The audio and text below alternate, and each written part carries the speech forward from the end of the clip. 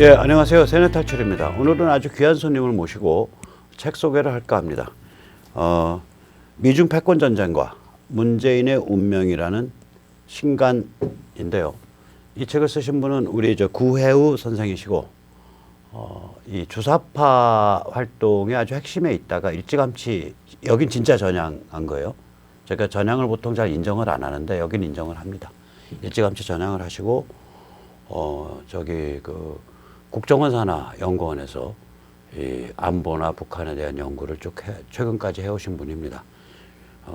오늘 이제 구 선생님 모시고서 한번 여러 가지 얘기를 할 텐데요. 재밌는 건 뭐냐면 저랑 이렇게 보는 그 틀과 패러다임이 상당히 달라요. 근데 구체적인 결론에 가면 또 의외로 비슷한 데들이 있고 그래서 참 재밌습니다. 예, 안녕하세요. 네, 안녕하십니까. 이제 사람들은 전향 문제 좋아해요. 근데 그래서 나오고도 네. 저는 이제 이쪽에서 좀 운동을 했잖아요. 예, 예. 계속 이제 예. 이쪽 이른바 이제 자유 진영에서 이제 풀타임으로 운동을 한 지가 한 10년 되는데 저도 저거 빨갱이 아직 전향 안 했다 뭐 이런 음해인지 뭐 진실인지 이런 걸 얘기하시는 분이 아직도 있거든요. 예. 그래서 제가 이제 하는 말이 있어요. 귀순과 전향은 다르다. 귀순은 단체로 하는 거예요. 네. 아시겠지만 저한테 후배뻘 되지만 김영환 씨가 이끄는 민혁당, 전북도당 거기 쪽이 한 수십 명이 이제 그쪽이랑 좀 색깔을 달리했잖아요. 예. 그래서 제가 그 친구들 만나면 야 너희는 단체 귀순한 거야. 단체로 했잖아. 그건 귀순이야. 전향이 아니야. 전향은 개인으로 하는 거야. 이런 말 하거든요. 우리 구 선생님 어떻게? 왜 이 생각을 바꾼 계기가 뭐였어요?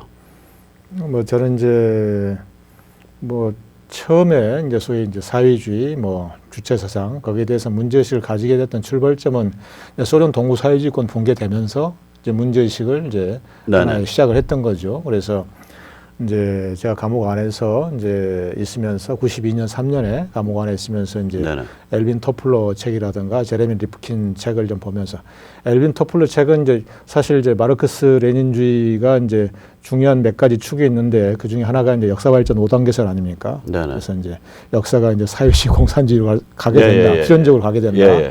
그런 건데 뭐 이렇게 좀 사회주의가 문제는 있는 것 같다 생각을 하면서도 사실 그 어떤 역사 발전의 법칙성이라고 하는 게 이제 그 강하게 좀 남아 있기 때문에 그래서 그 부분을 처음에 깨는 데는 저는 이제 엘빈 토플러 이제 제3의 물결을 통해서 이 농업사회, 산업사회를 통해서 정부화 사회로 간다 이런 어떤 것들을 통해서 이제 처음에 깨뜨렸던 거고.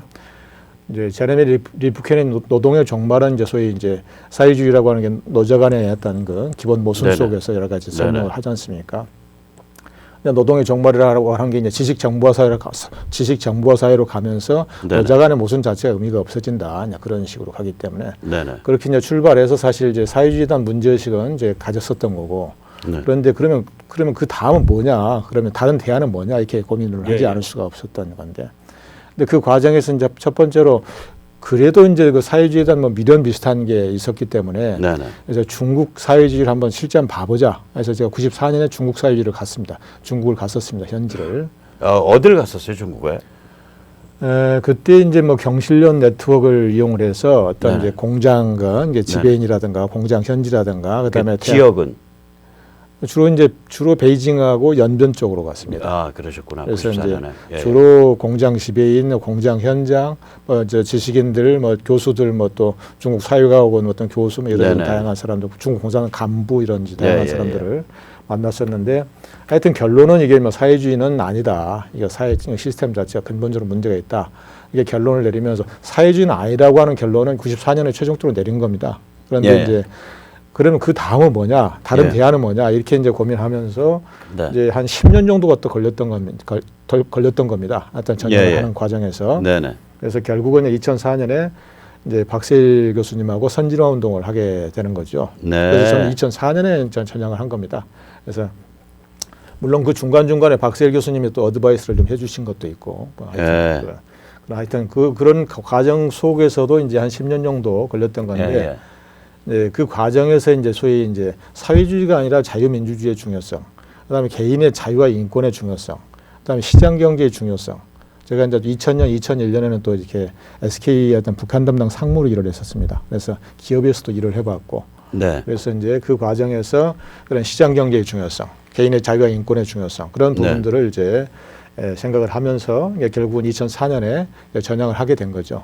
근데 저는 사실 이제 그런 이념적인 차원에서 최종적으로 그러면은 뭐 자유민주주의라든가 개인의 자유와 인권과 관련된 뭐 책들도 많이 있지 않습니까? 그래서 이제 그 대표님 아시다시피. 근데 저는 최종적으로 이게 이념적으로 어떤 전환을 하게 되는데 저 이렇게 그게 이제 도움이 됐던 거는 이제 에드먼드 버크의 이제 어떤 그 이론들이었습니다. 그래서 거기에서 이제 핵심적으로는 이제 프로비던스 어떤 프루던스, 신중함.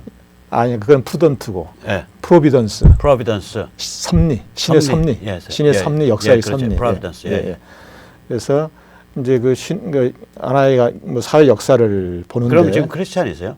저는 크리스찬은 아니지만 제가 신자라고 할 수는 없지만은 존중합니다. 신의 섭리에 대해서. 제가 교회를 뭐 충실하게 나가는 사람은 아니지만 그 신의 섭리에 대해서, 역사의 섭리에 대해서 존중을 하는 거죠. 그리고 이제 소위 신의 섭리, 역사의 섭리라고 하는 그 전제되는 출발점은 인간의 불완전성에 대한 이해란 말입니다. 그렇죠. 인간의 불완전성에 대한 이해에 기초해서 신의 섭리를 존중하는 것인데, 그래서 사실 뭐 사회주의라든가 뭐 주체 사상이 됐든 이 모든 게 이제 인간의 어떤 주관적인 역할, 인간의 역할에 대한 주관적인 어떤 이해, 설정 이런 것으로부터 다 문제가 생기는 거 아닙니까? 인간을 구원하는 국가를 피바다를 건너면 만들 수 있다. 뭐 이런 관점이죠. 그런 거니까 인간의 역할을 과도하게 설정하면서 생기는 거니까. 그런데 그 근본적인 어떤 철학적 토대를 무너뜨리는 게 이 프로비던스, 그다음에 인간의 불완전성에 대한 이해. 이런 부분들을 이제 에드먼드 버크의 이제 어떤 이념, 그 철학 이론을 이제 좀 배우면서 그것을 이제 하나의 이제 제가 좀 이렇게 공부를 하면서 그 하나의 습득을 하면서 이렇게 어떤 이념적인 어떤 소위 뭐 사회주의가 됐든 주체 사상이 됐든 그런 어떤 잔재를 깨끗이 어떤 청소하는 데는 이 버크의 에드먼드 버크의 그 어떤 철학 이론들이 가장 크게 작용했다고 할 수가 있습니다. 근데 이제 제 경험으로 보면 저는 사실은 좀 운동할 때는 별종나게 운동을 했거든요. 사실은 전 87년, 88년까지 운동을 87년, 88년이죠. 그 경까지 했는데 6.29 나고 나서 야, 그 피바다 안 가려면 여기서 그만두는 게 좋겠다라 그랬다가 제가 거의 맞아 죽을 뻔한 사람이에요. 87년 왜 혁명을 멈추라는 거야.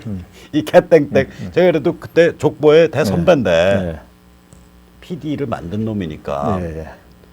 민추위 사건이죠. 민추위는 이제 제 족보로 치면 이제 아들 조직이죠. 항림이 아버지 조직이고 깃발 민추위가 아들이고 재헌우회가 손자고 이제 산호맹이 이제 증손자죠. 그 집 족보가 그렇게 되죠. CA 소수파가 아니라 산호맹. 산호맹 전에 그렇죠. CA 소수파가 산호맹 같고 다수파가 민중당 같죠. CA가 그때 둘로 갈렸거든. 네, 조금 나눠지는데 CA 다수파는 제가 이제 학생운동 통합 조직을 만들 때 그때 참여를 하게 됩니다. 학생운동 CA 다수파는. CA 다수파는 저는 그 아래는 관심도 없어 사실은. 그 이제 세대가 다르니까. 세대가 다르죠. 84학번이라 그러죠. 여러분 이제 한참 학생운동할 때 이제 89년 막 이럴 때일 거 아니야. 88년, 89. 87년부터 이제 91년까지.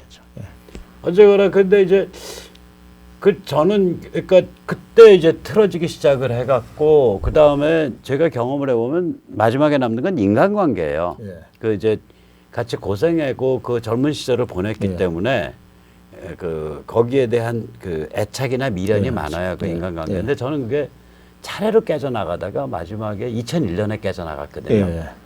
근데 본인은 그런 경험이 있었어요? 그게 참 고통스러워. 그렇죠. 저는 이제 뭐 짧게 말씀드리면은 그 전부터도 있었지만은 제가 이제 2004년에 전향을 한 뒤에 이제 주로 이제 했던 것이 이제 북한 선진화 운동하고 한미 FTA 지지 운동을 했습니다. 그래서 이제 당시에 이제 좌파들이 이 한미 FTA 저지 국민운동본부를 만들어가지고 뭐 시위로 아주 격렬하게 많이 했지 않습니까? 뭐 그뒤에 또 광우병 시위까지 이어지는데. 그때 저기 노무현 정부 때 사람들 죽어나갔죠. 한미 FTA 그거 가지고. 아주 격렬하게 했었죠. 3명인가 4명 수십만 명의 단위로 했던 거니까. 제가 이제 그것을 좀 저지를 해야 되겠다 해서 보수적인 단체, 중도적인 단체를 모아가지고 이제 바른 FTA 실현 국민운동본부를 만들었습니다. 거기 박세일 선생 또 공동대표로 모시기도 했었었고. 그래서 제가 그냥 사무총장을 하면서 이제 하다 보니까 예, 예. 그 한미협회 저지국민운동본부 이제 좌파 그 어떤 활동하고 정면으로 충돌하게 되는 거 아닙니까? 그렇죠. 그래서 이제 그 투쟁 과정을 거치면서 사실 대부분의 관계들은 깨진 셈이죠. 나 그래야 그 전향했다 그래. 네, 전향은요 생각 바꾸는 건 오히려 쉬워. 그런 그런데 인간관계 깨질 때가 그렇죠. 정말 고통스러워요. 맞습니다. 그래서 저는 이제 그때 이제 제일 많이 깨진 거고 그 뒤에도 또 남는 관계들이 있지 않습니까? 사람 관계라고 하는 게. 근데 네. 그래서 이제 또 그런데 뭐 살다 보면 또 여러 가지 뭐 그 많이 달라지지 않습니까? 생각 자체가 철학 자체가 예, 예. 달라지기 때문에 그래서 예. 서로 불편한 것도 있고 또 제 스스로 그런 걸 원치 않고 그렇기 때문에 제가 사실 뭐 이제 그 뒤로는 이제 특히 2008년 이후에는 제가 이제 자의반 타의반으로 제가 어떤 이제 그런 아는 관계들 속에서 예, 예. 경조사에 가지도 않고 부르지도 않고 그렇게 되죠. 그렇게 그러니까 이제 인간관계 다 끊겨. 2008년 이후는 제 스스로 이제 그렇게 이제 돼요. 정리를 하면서 해왔기 때문에 뭐 제가 이제 북한 문제에 이런 예. 집중을 해왔기 때문에 그 외에 그것과 관련해서 꼭 필요한 관계 외에는 다 그냥 스스로 다 정리를 한 셈이기 때문에 그래서 그거는 뭐 거의 뭐 모든 어떤 그 관계들이지만 100%다라고 할 수는 없지만 예. 거의 뭐 다 이제 뭐 정리가 된 셈이죠. 저는 13년에 걸쳐서 계속 인간관계가 예. 악화되어 오다가 예, 예. 그래도 이제 쟤들도 나이가 들면 나같이 좀 바뀌겠거니 예. 그랬어. 그 미련이 있었다고. 예. 그러다가 2001년에 9.11이 터졌는데 이것들이 그거 참 고소하다라는 분위기예요. 네, 뭔 말하는지 알겠죠? 알죠. 이제 예. 좌파 일부에 그런 정서가 좀 있었죠. 예, 고소하다. 그걸 보고 야, 이건 인간성 문제다. 인간성이 이 정도까지 망가졌으면 도대체 내가 이때까지 인생 어떻게 살았냐. 네. 내 주위에 보니까 다 인간성 망가진 놈밖에 없는 거야. 그래서 한 6개월 정도 우울증 알았다니까. 예. 그러니까 제가 그때 하던 말이 있어요. 용어가 뭐라 그랬냐. 아니 늙어서 양로원 같이 가서 그 막걸리병 놔두고서 장기 뚫 놈이 누가 있나 보니까 딱 2명밖에 없더라. 근데 둘 다 운동권 출신이 아니더라.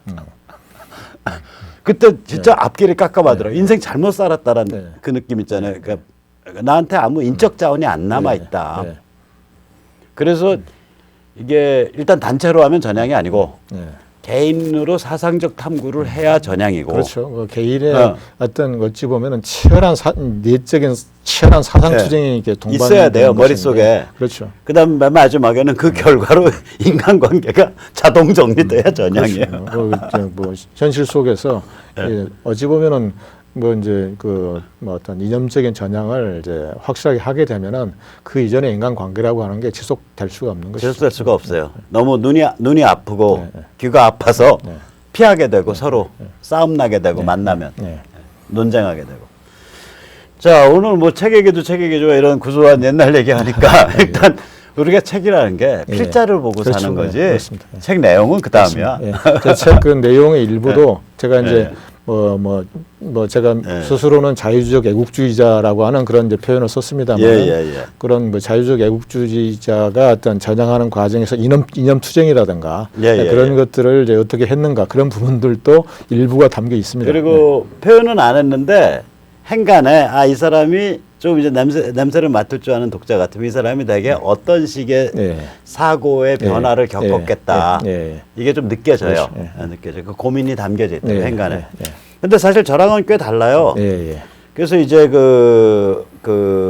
이게 이제 하나 이제 제가 이제 여쭤보면 자유주의적 민족주의 혹은 자유주의적 애국주의 그러면 이제 영어로 말하면 national patriotism, liberal patriotism, liberal nationalism 뭐 이렇게 될 텐데 그때 리버럴을 어떻게 정의하는 거예요? 자유주의죠. 그러니까 나는 그 리버럴리즘을 정의를 잘 못해서 하는 말이에요. 그러니까 좀 다르게 정의해서 내가 설명을 듣고 싶어서. 그러니까 사람마다 정의가 좀 다르거든. 그러니까 이제 리버럴 내셔널리즘, 자유주의 민족주의, 뭐 제가 이제 사실 제가 이것을 오리지널리 제가 만든 것은 아니기 때문에 글쎄. 오리지널리 이제 그것을 이제 그 이론을 만든 사람이 이사야 벌린하고 야엘 타미르라고 하는 사람이 있습니다. 이사야 벌린은 아시다시피 이제 자유에 관한 두 가지 이론으로 아주 유명한 그 자유주의 정치 사상가이신데 옥스퍼드 대학에서 이제 그 오랫동안 가르치셨던 분인데 근데 그분이 이제 마지막 박사 논문 그 지도를 이 리버럴 내셔널리즘 가지고 하게 됩니다. 네네. 그러니까 이 리버럴 내셔널리즘 가지고 박사 논문을 쓴 사람이 야엘 타미르라고 하는 사람인데 네. 이 사람이 이제 이스라엘 교육부 장관도 하고 뭐 대학 총장도 네네네. 하고 이스라엘 사람입니다. 네네. 옥스퍼드 대학 박사 논문이 리버럴 내셔널리즘입니다. 네네. 그래서 이제 그 두 사람의 이론이 이제 중요한 것이고 저는 그것을 이제 배우면서 수용을 한 부분이 있기 네, 때문에. 그렇죠. 예.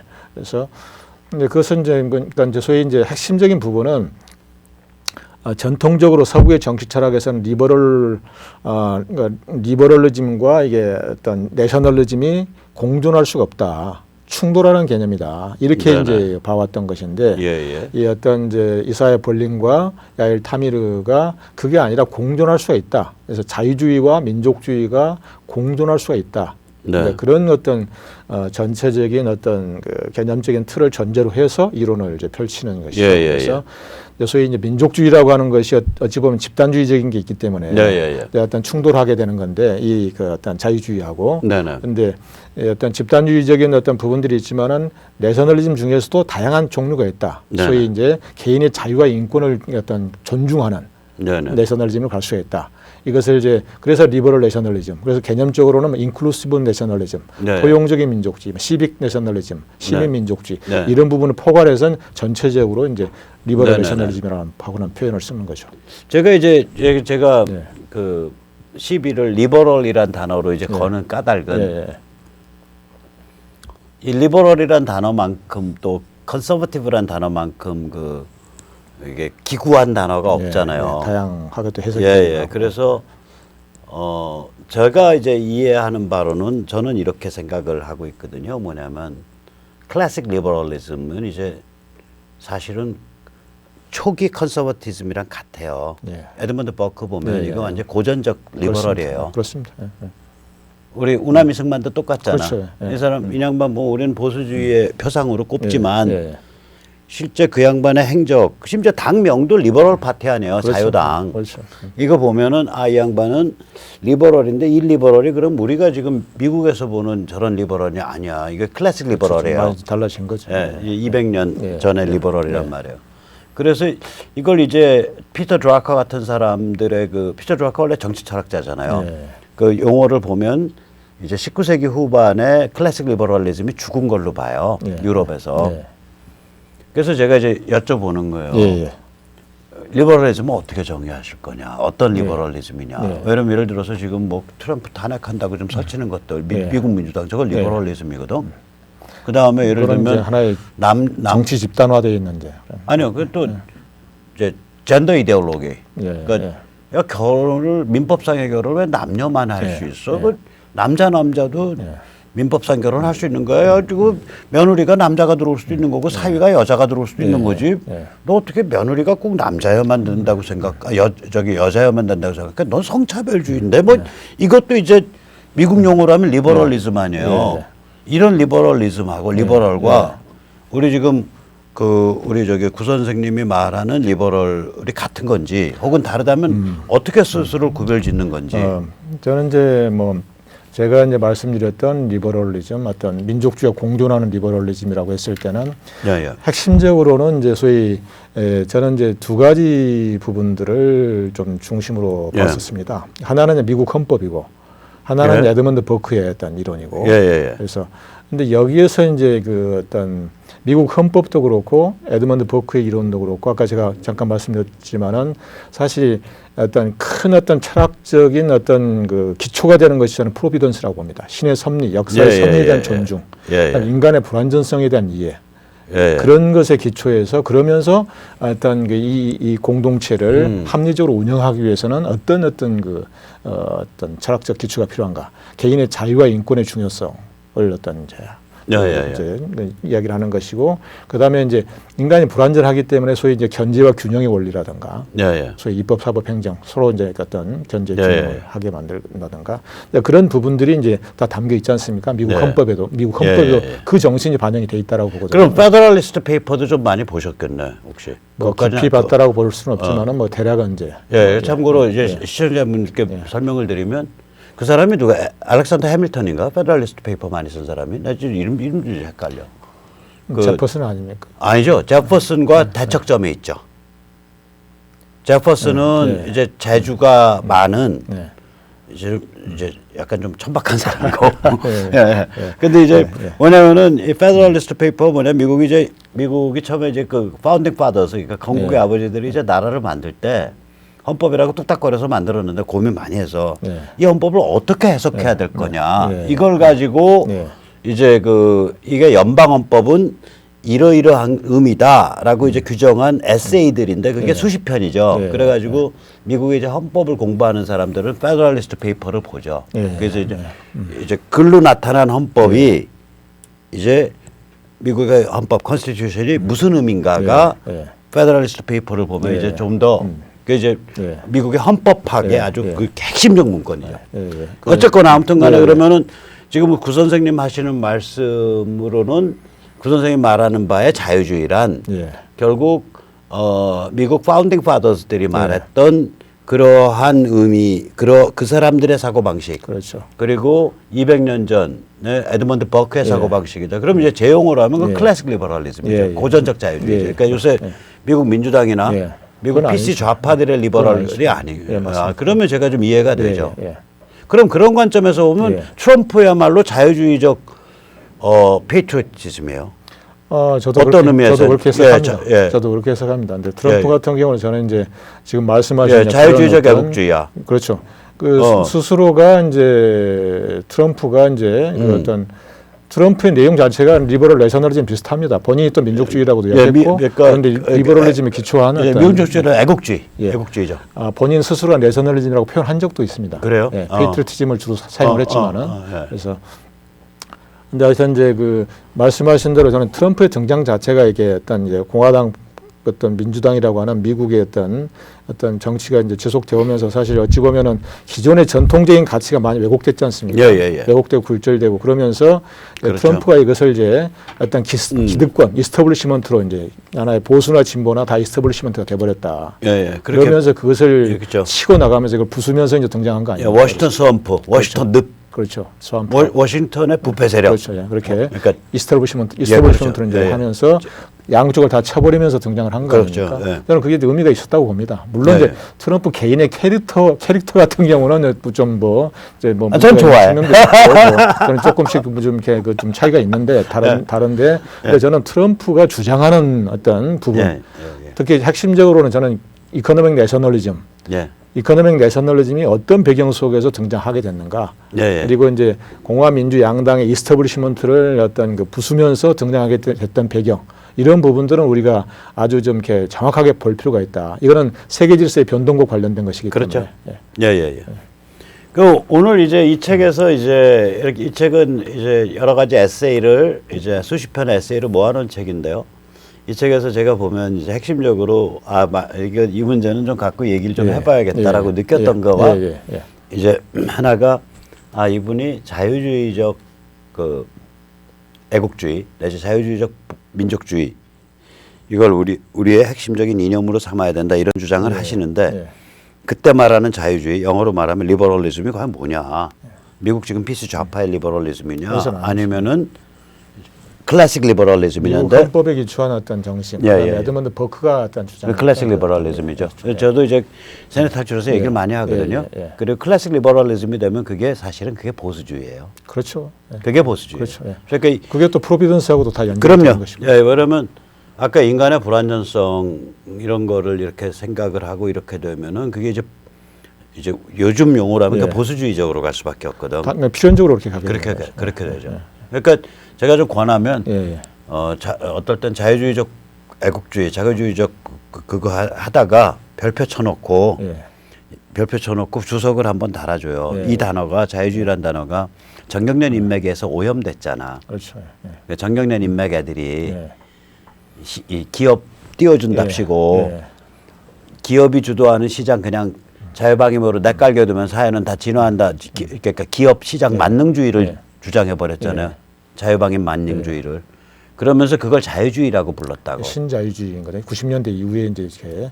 근데 본인들은 그걸 자유주의라고 불러요. 제 해석으로는 이제 네. 그래서 제가 트럼프의 등장과 연관해서 제가 그걸 네. 이제 분석해서 쓴 글도 포함이 되는데 뭐냐면은 네. 트럼프의 등장을 통해서 이제 미중 간의 신냉전 시대가 본격화된 네, 네. 건데 이런 미중 간의 신냉전 시대가 본격화되고 어떤 트럼프의 등장을 네, 네. 통해서 여러 가지 세계 질서가 이렇게 근본적으로 네. 변경이 되지 않습니까? 그 중에 어떤 중요한 지표들이 어떤 이제 그 신자유주의라든가 예, 세계화 예. 어떤 그 예. 저 현상이라든가 이런 것들이 종언을 구하게 된다.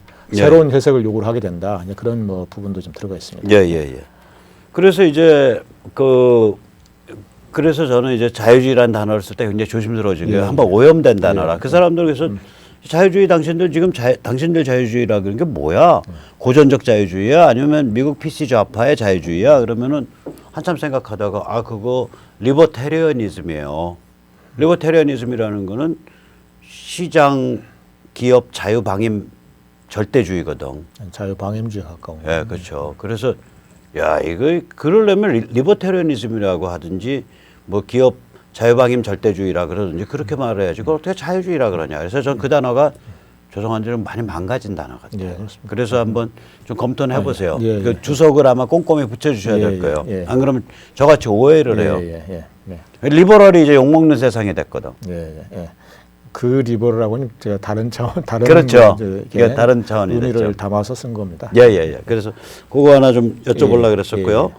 그 다음에 이제 이제 그 북한 문제를 볼 때 굉장히 예. 그 재밌는 관점이거든요. 근데 이제 저는 이제 뭐라고 보냐면은 여기서 보면 북한을 볼 때 이제 여기가 이제 베트남식 개혁 개방으로 나가도록 하는 게 최상이고 예. 또 이게 군사적인 작전이 아니라 그런 방향으로 나갈 수 있으면 그런 방향으로 유도해야 된다. 예. 이런 관점이시죠. 예. 제가 지금 질문할게요. 예. 거긴데 그렇게 나갈 수 있어요, 내부 구조가? 좀 두 가지 뭐 측면이 있다고 보는데요. 예. 그러면은 이제 그러면 군사 작전을 통해서 북한 문제를 해결할 수 있는가? 여기에 대한 이제 질문을 던져봐야 되는데 저는 그 부분에 대해서는 이제 북한 핵 문제, 북한 체제의 문제를 해결하기 위해서 어떤 이제 군사 작전을 통해서 군사 옵션을 통해서 해결할 수 있는 시기는 90년대에는 그렇게 했어야 된다고 봅니다. 90년대에는. 그다음에 맥시멈으로 이제 최대한으로 갔을 때는 2009년 뭐 저는 뭐 이렇게 간간히 뭐 일관되게 주장을 해왔지만은 2009년 이전까지는 그게 어떤 이제 핵을 갖추기 전에. 그렇죠. 핵을 갖추기 전에는 그게 가능했었는데 지금은 지금 이렇게 구체적으로 핵무기 관련해서는 2017년 가을 기준으로 CIA라든가 미국의 어떤 정보국에서 계산하고 있는 게 60개 내외로 계산했습니다. 네. 근데 저는 이제 지금 시점에서 본다라면은 2017년 가을 이후에 지금 매년 20개 내외씩은 더 이제 양산하고 있다고 봅니다. 100개쯤은 봐야 된다. 네, 탄두가. 소위 이제 2017년 이후에 생산한다라고 하는 것은 고농축 우라늄 방식에 기초한 플루토늄 방식은 체크되기 때문에 네네. 그 뒤로 한 연간 한 20개 정도씩은 인리치먼트, 우레늄 인리치먼트 그 저기 뭐 기화시켜 가지고. 그래서 지금 100개 내외까지 봐야 예, 되는데 그 이제 2017년에 당시에 이제 2016년 17년에 사실 이제 북폭 문제가 아주 구체적으로 많이 검토가 됐었습니다. 펜타곤까지 포함해 가지고. 그래서 이제 뭐 한 그 사례를 들어서 말씀을 드리면은 당시엔 애틀란틱이라고 하는 미국에서 상당히 이렇게 그 유명한 시사 잡지가 있는데 아주 100년이 넘은 아주 전통이 있는 그 잡지죠. 근데 거기에서 안보 문제 전문 기자가 팀을 짜서 한 3개월 정도 심층 취재를 합니다. 탐사 취재를 하게 되는데 그래서 이제 3개월 정도에 걸쳐서 뭐 이렇게 태평양 사령관, 주한미군 사령관, 펜타곤의 뭐 정책 결정권자, CIA 국장, 전직국장, 뭐 다양한 사람들을 이제 쭉 그 심층 인터뷰를 하게 되는 거죠. 그래서 다양한 시나리오를 검토를 해봅니다. 다양한 시나리오를 검토를 해서 해보게 되는데 그래서 이제 군사 옵션을 사용했을 때 무슨 참수 작전을 실행을 했을 때 이게 어떻게 되는가? 다 이제 시나리오를 한번 시뮬레이션을 다 돌려본 거죠. 그래서 그때 내린 결론이 이 북한이 가지고 있는 반경 능력, 당시 60개 내외로 계산했던 이 60개 내외로 계산했던 핵무기 이 부분을 이렇게 미국이 군사작전 하더라도 100% 없앨 수는 없다. 예. 100% 없앨 수는 없다. 그렇게 되면 반격을 하게 된다.